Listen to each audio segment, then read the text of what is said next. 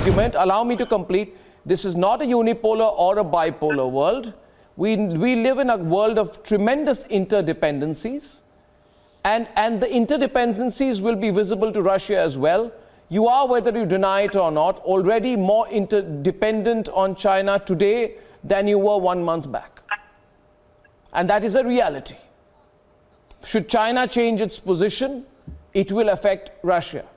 And there will be, you know, global reverberations. I think even, Tatiana, you can't fool yourself by saying this will have no impact globally. This will have an impact globally.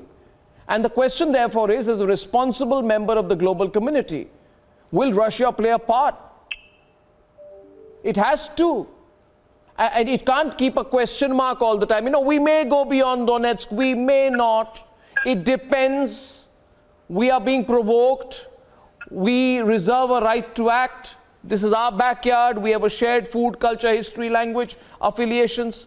But the point is, you're dealing with an independent country, and the question is that if you do believe in territorial assertion in your backyard in the way that you do, there will be global consequences. Tatiana, you have to be realistic about it. Even Victor Gao will tell you that, and I'm telling you one more thing, Tatiana, never, ever depend on the Chinese.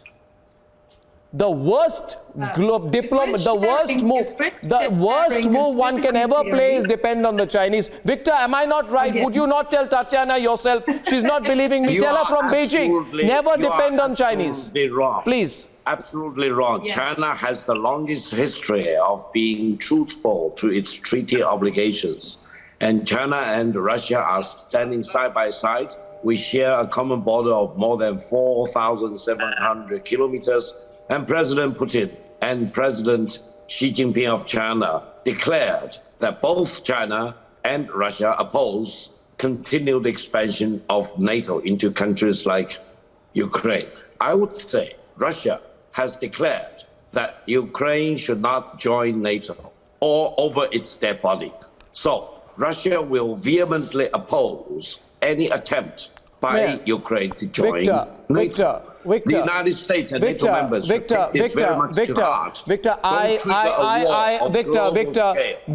I tell you one thing. You know, on a lighter note, let me tell you, China is a wonderful country, and it always vows eternal allegiance to its immediate short-term friend. Why? In fact, 6 months back, you said we and the Pakistanis are hand in glove. We are brothers under the same sky, under the same sun.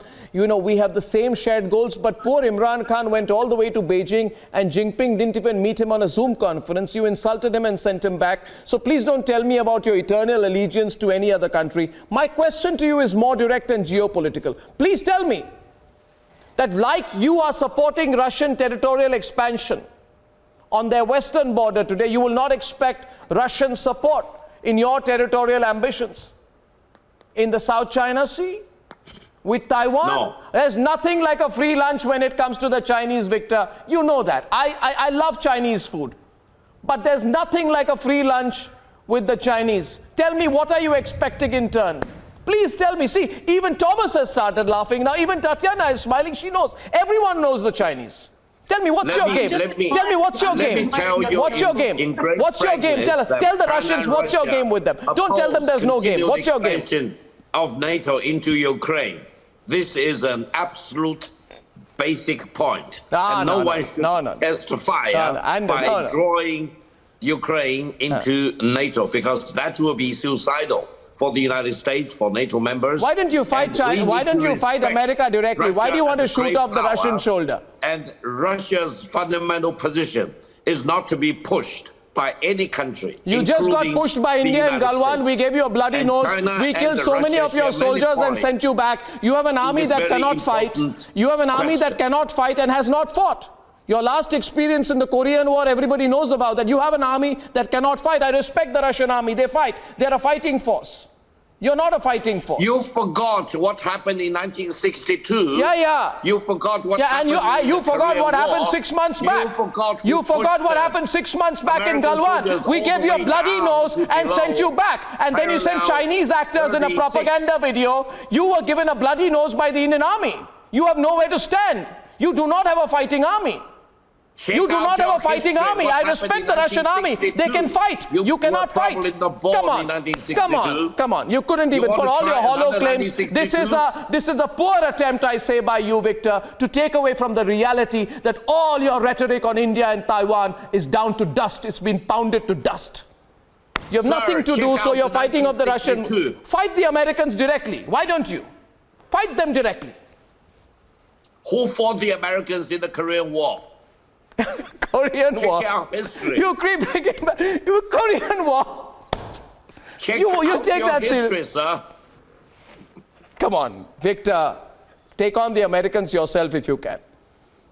Who took out the Americans in the Korean War, sir? Okay, I You won't. forgot your I'm not an history. American. The Americans can respond for themselves. Yes, please. Any of you would like to, Professor? I've just said this is China's game. Go to Washington and check the Korean War Memorial.